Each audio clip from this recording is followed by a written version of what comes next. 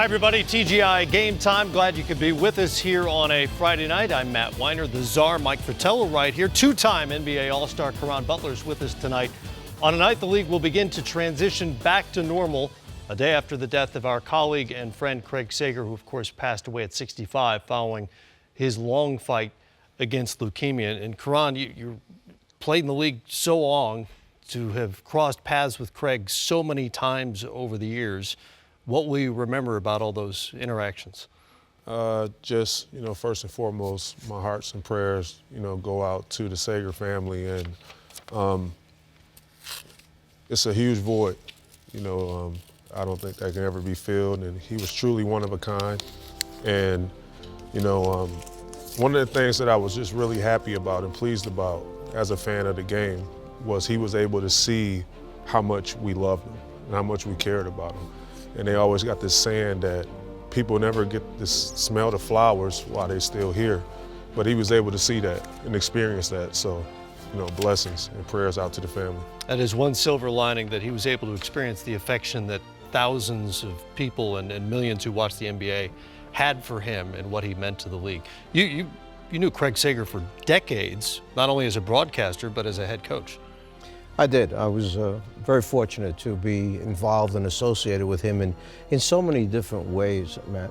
Not only through the fact that I was a basketball coach and he was a guy covering games, but we worked together when Ted Turner decided that he wanted to have goodwill games. And then ironically, I wound up doing the Olympic Games with Marv Albert and Segs over there, covering the Olympics. And then he got involved in a venture with Doc Rivers and Randy Whitman called Jocks and Jills, which was a sports bar eatery that we had a place ourselves called Frankie's, and Craig kept coming by saying, we want to buy Frankie's out. We want to buy Frankie's out. So eventually we sold out to Jocks and Jills.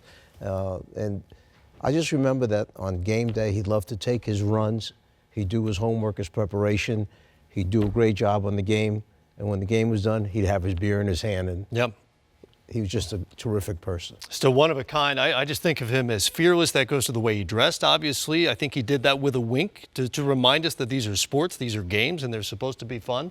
But think back to that image of him following around Hank Aaron after he hit home run number 715. Craig was 22 years old when that happened. Somehow he made his way onto the field and was asking Hank Aaron questions before he touched home plate. That is fearlessness. That's aggressiveness, the kind that defined his career. The other thing that occurred to me when I started reporting for Major League Baseball, they would say, "What time do you want to go to the ballpark?" And I'd have a time in mind.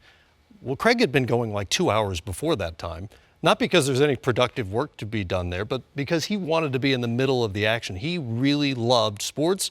He loved the arena. He loved the people who populated those arenas, the athletes, the coaches, the security folks, everybody along the way. He just wanted to be where the action was.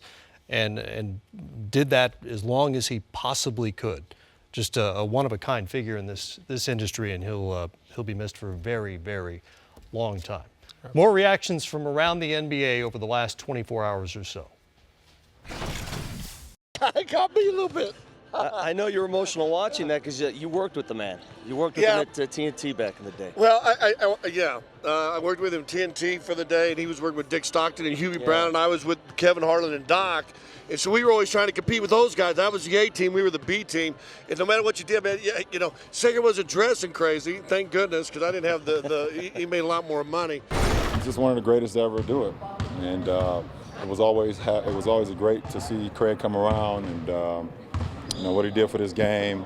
Like you said, the colorfulness that he had in his suits, but he was just a colorful person. Always bright, always happy. Very educated on the game too. So everyone loves seeing him come around. So it was definitely a sad day in our sport. And we mourn his loss, but while we considered a moment of silence, we thought it would be more appropriate, given the way Craig lived his life and the joy that he brought to so many people, to have a moment of joy instead. So I'd like all of you to join me in an applause for a great man and a life well lived. Thank you.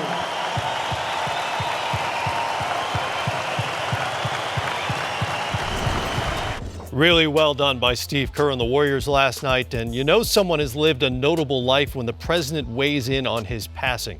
The nation's first hoops fan, President Barak Obama, tweeted today, "The suit said it all, colorful, fun, a little outlandish. That's what sports should be. Thanks, Craig Sager. We'll all miss you."